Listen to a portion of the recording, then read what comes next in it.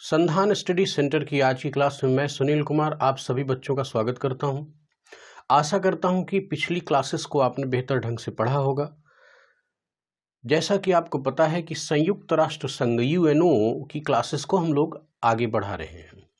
UNO की 3 या 4 parts मैंने आपको दिए हैं और ये संभवतः यूएनओ के संबंध में आखिरी वीडियो होगा, आखिरी क्लास होगी और मैं आशा करता हूं कि पूरी तरह से इतनी क्लासेस बेहतर ढंग से अगर कर पाते हैं तो आप यूएनओ से संबंधित क्वेश्चन को अटेम्प्ट करने में पूरी तरह से तैयार होंगे।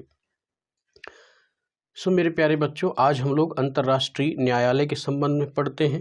तो देखते हैं कि सबसे पहली पीपीटी जो आपके सामने है वो क्या है, अंतर्राष्ट्रीय न्यायालय को अभिव्यक्त कर रही है। और देखिए, अंतर्राष्ट्रीय न्यायालय का एक ये ग्लिम्स आप देख सकते हैं। ये द हेग, नीदरलैंड के द हेग नामक स्थान पर, शहर में जो अंतर्राष्ट्रीय न्यायालय की बिल्डिंग बनी है वो आपके सामने है, स्क्रीन पर देख सकते हैं। और ये हैं श्रीमान दलवीर भंडारी, जो अंतर्राष्ट्रीय न्यायालय में भारत की तरफ से नियुक्त जज हैं। कई सारी कंट्रीज से जजेस का अपॉइंटमेंट यहाँ पर होता है। तो अगर मैं आज की क्लास की शुरुआत करूं तो देखते हैं कि हमें सबसे पहले समझना होगा बच्चों कि अंतर्राष्ट्रीय न्यायालय अंतर्राष्ट्रीय न्याय की अवधारणा के साथ आगे बढ़ेगा, लेकिन अंतर्राष्ट्रीय न्यायालय के न्याय की अवधारणा क्या किसी क्षेत्रीय कानून के आधार पर होगी? नहीं, उसके लिए एक इंटरनेशनल लॉ होना चाहिए, एक अंतर्राष्ट्रीय कानून होना चाहिए। तो देखिए, ये अंतर्राष्ट्रीय कानून के तहत हम लोग कुछ बिंदुओं को देखते हैं कि इसमें महत्वपूर्ण चीज़ें क्या हैं। तो सबसे पहले समझ लें कि ये ऐसे कानून होते थे जो देशों के मध्य लागू होते थे। मतलब अंतर्राष्ट्रीय कानून का जो संबंध है वो देशों के मध्य लागू होने से है। इसका मुख्य उद्देश्य अंतर्राष्ट्रीय संबंधों को मधुर बनाना। देखिए, आपको पता है कि फर्स्ट वर्ल्ड वॉर के बाद लीग ऑफ नेशन का गठन हुआ, उसके बाद सेकेंड वर्ल्ड वॉर के बाद यूनाइटेड नेशन ऑफ ऑर्गेनाइजेशन का गठन हुआ। ये गठन क्यों हुए थे? दरअसल इनका उद्देश्य ही था कि हम अंतर्राष्ट्रीय संबंधों पर थोड़ा सा काम करें, लेकिन अंतर्राष्ट्रीय स्तर पर किसी देश या किसी समुदाय विशेष द्वारा किसी अंतर्राष्ट्रीय कानून का अगर उल्लंघन हो रहा हो तो अंतर्राष्ट्रीय संबंधों में भी मधुरता कहाँ रह जाएगी। तो इसी उद्देश्य से कि भाई नहीं, हम अंतर्राष्ट्रीय स्तर पर एक न्याय की अवधारणा स्थापित करेंगे जिससे देशों के मध्य संबंध मधुर रहें, इसी उद्देश्य से इसका गठन किया गया। वैश्विक स्तर पर पर्यावरण, शांति, व्यापार, मानव अधिकार, ये थोड़ा सा ध्यान रखिएगा। यहाँ पर मानव अधिकार को खास तौर पर बोल्ड इटैलिक कीजिएगा अपने दिमाग में, अपनी नोट्स में। आदि के उल्लंघन पर अंतर्राष्ट्रीय न्यायालय में वाद दायर किए जा सकते हैं। अगर इन बिंदुओं पर कोई देश, कोई समुदाय उल्लंघन कर रहा है अंतर्राष्ट्रीय संधियों का, कानूनों का, तो हम क्या करते हैं कि अंतर्राष्ट्रीय न्यायालय में किसी प्रकार का वाद अर्थात मुकदमा दायर करते हैं। तो अंतर्राष्ट्रीय कानूनों को 2 भागों में विभाजित किया जा सकता है। मतलब इसको जनरली 2 टाइप्स में डिवाइड करते हैं, एक प्राइवेट इंटरनेशनल लॉ और एक पब्लिक इंटरनेशनल लॉ। अब देखिए, अब हम आगे देखेंगे कि प्राइवेट इंटरनेशनल लॉ क्या है और पब्लिक क्या है। दरअसल बात यह है, देखिए कि प्राइवेट इंटरनेशनल लॉ के तहत बहुराष्ट्रीय कंपनियों व अंतर्राष्ट्रीय संस्थाओं संबंधित कानून है। जैसे मान लीजिए कोई बहुराष्ट्रीय कंपनी आपके यहाँ है, उससे संबंधित किसी देश का विवाद है, तो उसको हम अगर उस सूट को इंटरनेशनल कोर्ट में दायर करेंगे तो वो दरअसल प्राइवेट इंटरनेशनल लॉ के तहत ही उसका मुकदमा निर्धारित होगा। जैसे एक बात समझ लें, जैसे वोडाफोन बनाम भारत का जो मुकदमा था, वोडाफोन बनाम भारत का, वो क्या था, वो किस टाइप का था? वो प्राइवेट इंटरनेशनल लॉ के ही अंतर्गत आने वाला मुकदमा था। इसी तरह का दूसरा अगर हम कैटेगरी देखें तो पब्लिक इंटरनेशनल लॉ, यानी लोक अंतर्राष्ट्रीय कानून। इसके अंतर्गत क्या होता है कि राष्ट्रों के मध्य संबंधों से संबंधित कानून, जैसे 2 देश हैं, 2 देश या 2 से अधिक देश, इनसे संबंधित कोई कानून का उल्लंघन है और उसका मुकदमा अगर इंटरनेशनल कोर्ट में जाता है तो वो किसके तहत आएगा? वो पब्लिक इंटरनेशनल लॉ के तहत आएगा। एक बात और अपने दिमाग में रखिएगा कि अंतर्राष्ट्रीय न्यायालय को हम लोग क्या बोलते हैं? International court of justice. तो कभी कभी शॉर्ट फॉर्म में आपको ICJ के नाम से ये रहेगा, तो आपको इंटरनेशनल कोर्ट ऑफ जस्टिस ये दिमाग में रखना है। तो इस तरह से आपने देखा कि अंतर्राष्ट्रीय कानून सर्वसाधारण रूप में दो प्रकार से डिवाइडेड है, प्राइवेट इंटरनेशनल लॉ और public international law. Private international law के तहत हम क्या करते हैं? किसी संस्थाओं, बहुराष्ट्रीय कंपनियों और किसी अन्य देश के मध्य का जो विवाद है, कानूनी उल्लंघन है, वो जब UNO में, अंतर्राष्ट्रीय न्यायालय में दायर किया जाता है तो वो प्राइवेट इंटरनेशनल लॉ के अंतर्गत कानूनों के तहत ही उस पर मुकदमा चलता है। और दो देशों के मध्य किसी प्रकार का कोई विवाद है तो हम क्या करेंगे? पब्लिक इंटरनेशनल लॉ के तहत ही हम उसके कानूनों की धाराओं के आधार पर ही मुकदमे को लड़ेंगे। तो आइए देखते हैं कि इस संबंध में आगे क्या प्रावधान है। अब हम लोग सीधे देखेंगे कि अंतर्राष्ट्रीय न्यायालय की पृष्ठभूमि क्या है। क्या पृष्ठभूमि? सबसे पहली चीज जो हमें काम करना है, इसकी पृष्ठभूमि। किसी भी चीज, किसी संस्था, किसी व्यवस्था का जन्म यूं ही नहीं हो जाता, उसके पीछे एक पृष्ठभूमि होती है, एक बैक हिस्ट्री होती है। उसी बैक हिस्ट्री की गोद में ही वो बच्चा पैदा होता है। तो देखिए कि अंतर्राष्ट्रीय न्यायालय नामक शिशु किस बैक हिस्ट्री की गोद में पैदा हुआ है, चलिए देखते हैं। पहली चीज तो आप जान लीजिए कि संयुक्त राष्ट्र के अनुच्छेद 33, संयुक्त राष्ट्र का जो चार्टर है उसका आर्टिकल 33 में राष्ट्रों के बीच विवादों के शांतिपूर्ण समाधान के लिए बातचीत, पूछताछ, मध्यस्थता आदि विधियों की सूची है। ऐसा बताया गया कि मतलब ये ध्यान रखना है कि संयुक्त राष्ट्र का जो चार्टर है उसका आर्टिकल 33 ये बात कहता है कि राष्ट्रों के मध्य अगर किसी प्रकार का विवाद है तो उसके संबंध में कुछ तर्कपूर्ण कानून बनाए जाएं, उनका समाधान किया जाए। तो देखा जाए तो अंतर्राष्ट्रीय न्यायालय का जो प्रावधान निकल के आता है UNO के चार्टर से, ये पूछे कि किस आर्टिकल के तहत अंतर्राष्ट्रीय न्यायालय का कॉन्सेप्ट निकल के आता है, तो आपको कंसंट्रेट कहाँ करना है? आर्टिकल 33 पर। इसके बाद देखें मध्यस्थता के संबंध में, देखिए कैसे विकसित हो रहा है अंतर्राष्ट्रीय न्यायालय का कॉन्सेप्ट। ये देखिए कि वर्ष 1999 के कन्वेंशन ने स्थायी संस्था के निर्माण पर बल दिया, ठीक है। और स्थायी मध्यस्थता न्यायालय, परमानेंट कोर्ट ऑफ आर्बिट्रेशन, यहाँ पर आर्बिट्रेशन शब्द लगाया गया है, मध्यस्थता के रूप में जाना जाता है। मतलब ये था कि दो देशों के विवाद में मध्यस्थता के संबंध में 1899 में एक कन्वेंशन हुआ और उसमें ये रखा गया कि भाई एक स्थायी संस्था का निर्माण होना चाहिए, किसके लिए? मध्यस्थता के लिए। तो उस समय PCA, इसको ध्यान रखिएगा, ये पूछता है कि इसकी अंतर्राष्ट्रीय न्यायालय की पृष्ठभूमि में PCA का बड़ा इंपॉर्टेंट रोल रहा।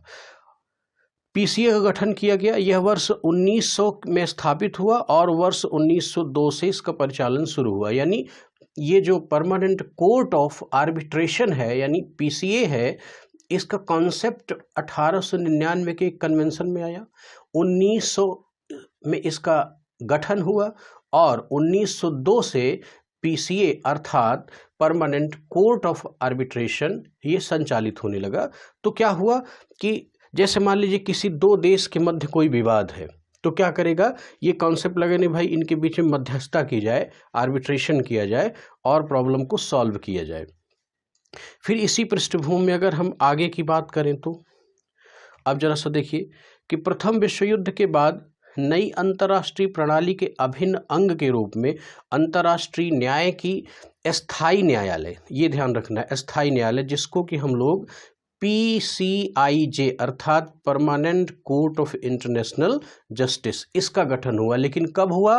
प्रथम विश्व युद्ध के बाद। ये लाया गया कि नहीं अब मध्यस्थता से काम नहीं चलेगा, बल्कि एक अंतर्राष्ट्रीय प्रणाली का अभिन्न अंग बनाया जाए न्याय की अवधारणा देने के लिए। तो इसके लिए क्या किया गया कि PCIJ का गठन किया गया, जिसको हम लोग permanent court of international justice, ये दरअसल लीग ऑफ नेशन जो प्रथम विश्व युद्ध के बाद गठित हुआ था उसी के अंतर्गत न्याय प्रदान करने की एक प्रणाली, एक व्यवस्था की गई थी। तो ध्यान रखना है कि PCIJ एक तरह से क्या है, इसी का विकसित स्वरूप है अंतर्राष्ट्रीय न्यायालय। इसके बाद क्या हुआ, यहाँ पर देखिए जरा दूसरा पॉइंट यहाँ पर फोकस करें कि 1945 में GH हैकवर्थ समिति, ये USA की एक समिति थी, ये ध्यान रखना है, इस पर कंसंट्रेट करें बिल्कुल। GH हैकवर्थ समिति को अंतर्राष्ट्रीय न्यायालय की स्थापना के लिए कानून बनाने हेतु मसौदा बनाने का कार्य सौंपा गया। अब देखो ये 1945 का मतलब समझिए जरा कि 1945 वह घटना है जहां पर द्वितीय विश्व युद्ध समाप्त होता है। तो देखिए प्रथम विश्व युद्ध के बाद PCIJ का जो गठन हुआ कि permanent court of international justice, वो दरअसल अपने उद्देश्य की प्राप्ति में सफल नहीं हुआ और उसका जीता जाता उदाहरण है हमारे सामने द्वितीय विश्व युद्ध। तो द्वितीय विश्व युद्ध 1945 में जब समाप्त हुआ तो GH हैकवर्थ को ये काम सौंपा गया कि नहीं भाई आप एक अंतर्राष्ट्रीय कानून बनाइए, ऐसे काम नहीं चलने वाला है। और अब देखें अगला डेटा कि 3 अप्रैल 1946 को अंतर्राष्ट्रीय न्यायालय की स्थापना हुई। मोस्ट इंपॉर्टेंट फैक्ट, ये वनडे एग्जाम्स या स्टेट PCS के एग्जाम में बिल्कुल पूछ सकता है। तो 3 अप्रैल 1946, इस डेट को बिल्कुल भूलना नहीं है, ये अंतर्राष्ट्रीय न्यायालय की स्थापना का दिन है।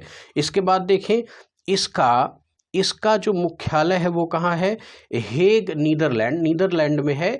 जो नीदरलैंड एक कंट्री है और उसी के हेग में इसका मुख्यालय है। और ये ध्यान रखना है कि यूनाइटेड नेशन का ये इंटरनेशनल कोर्ट ऑफ जस्टिस यानी अंतर्राष्ट्रीय न्यायालय ही एक ऐसी संस्था है, एक ऐसा अंग है जिसका मुख्यालय न्यूयॉर्क के बाहर है। ये सवाल ऐसे भी बना सकता है कि अंतर्राष्ट्रीय नहीं, यूनाइटेड नेशन ऑफ ऑर्गेनाइज अर्थात UNO का वह कौन सा अंग है जिसका मुख्यालय न्यूयॉर्क से बाहर रखा गया है। तो ये प्रश्न अगर पूछता है तो इस संबंध में भी आपको सही जवाब क्या देना है, अंतर्राष्ट्रीय न्यायालय। यानी अंतर्राष्ट्रीय न्यायालय एक ऐसी संस्था है जिसका मुख्यालय कहाँ है, न्यूयॉर्क से बाहर है, द हेग नीदरलैंड में है।